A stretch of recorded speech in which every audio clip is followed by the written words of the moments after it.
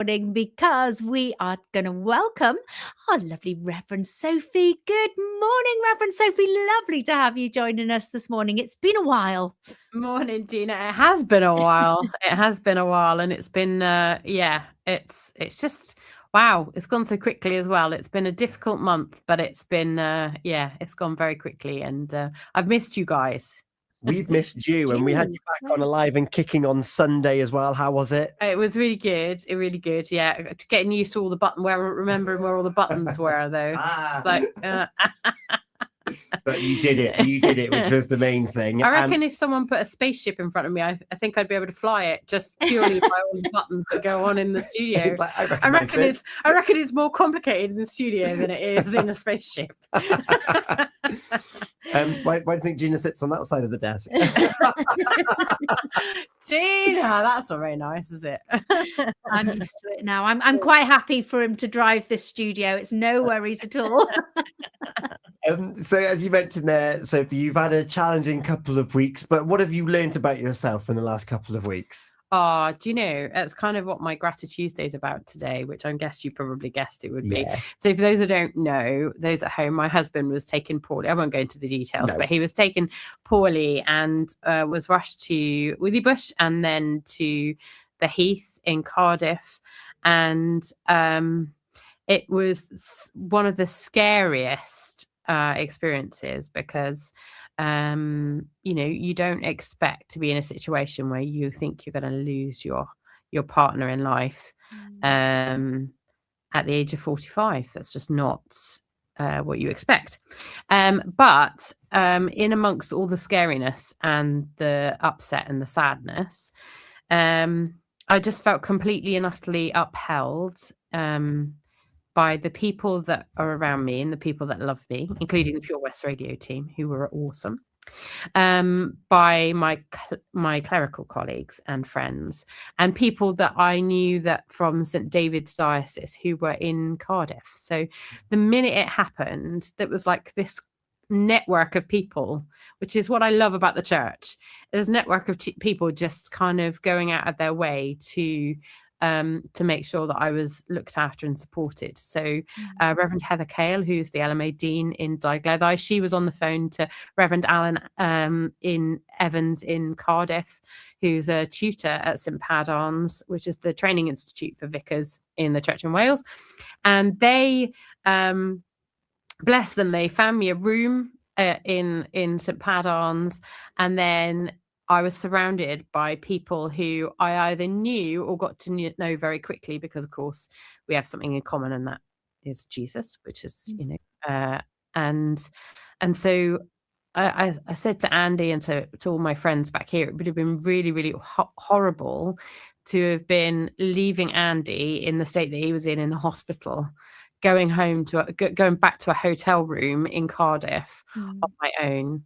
And that felt really sad, that I know that so many people do that. They leave their loved ones in the hospital and have to go to a hotel room or wherever. And I felt very upheld in prayer and in love by lots of people. And my husband, who's an atheist, a complete atheist, he'd been visited by a chaplain whilst he was there, and I hadn't any clue who the chaplain was. So thank you to the chaplain at the hospital.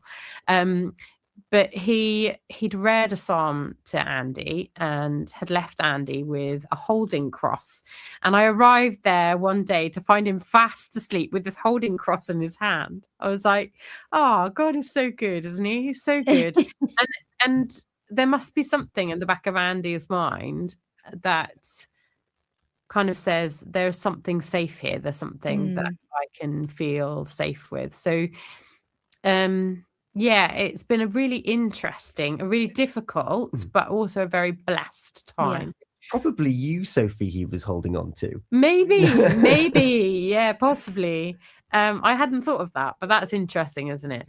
But it's been a very difficult time, but a very blessed time. And I think sometimes the reading this weekend was from Ezekiel 37, and I think I read a bit of it on the radio on Sunday.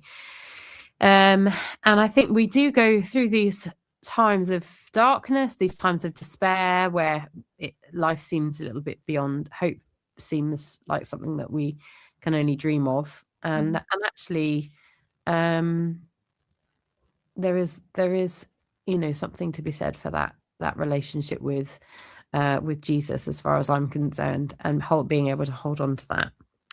And so I wondered if you'd mind if I read you a bit of Psalm 138. Is this the one that was read? No, this is a different one. This is a different one, and this is giving thanks to God. Okay. So it goes like this: I give you thanks, O Lord, with my whole heart. Before the gods, I sing your praise. I bow down toward your holy temple and gave thanks to your name for your steadfast love and your faithfulness. For you have exalted above all things your name and your word. On the day I called, you answered me. My strength of soul you increased.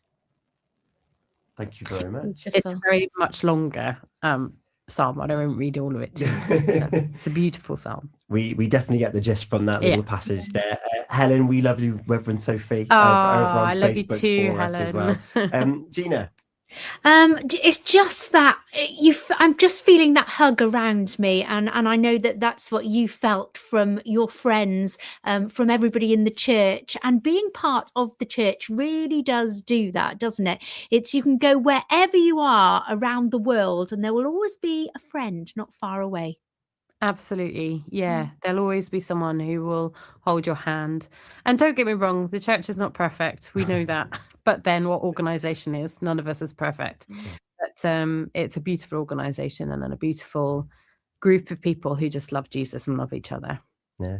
And similarly, the last time that you were on the radio, we were about to come into Lent and into Ramadan. Of course, the Muslim faith have just celebrated the end of that as well, and that sense of community and that wrapping round. Yeah. It's a lovely theme to have within these different faith groups and community groups. And actually, you've just reminded me, when I was in the hospital in the Heath, there were so many Muslim members of the community in the hospital, and often I'd be stood in a lift with the Muslim lady, and I'd be saying, "How's Ramadan going?" And then we'd pray together. So there was prayers between those faiths as well, and I think we have something in common, and that's a belief that there's something greater than us in the world, and I think that's a really important thing to hold on to. So I hold my brothers and sisters of the Muslim faith very highly. Yeah. Reverend Sophie, thank you so much for joining us here on Grati-Tuesday. It's so great to have you back. Thank you for sharing that reading and insight into your last couple of weeks. Learned something new about you as well, with Andy being nope. That's hilarious to me. Might have to dig deeper into that one in the future. But in the meantime, you're back on Sunday morning? I'm back on Sunday morning between 8 and 9. Lovely. Yeah. Reverend Sophie, thank you so much for joining us. Thank you for having me. It's 9:20. Oh, last chance then for your unscramble competition with Folly Farm. Get those answers, get unscrambling over on the Facebook page.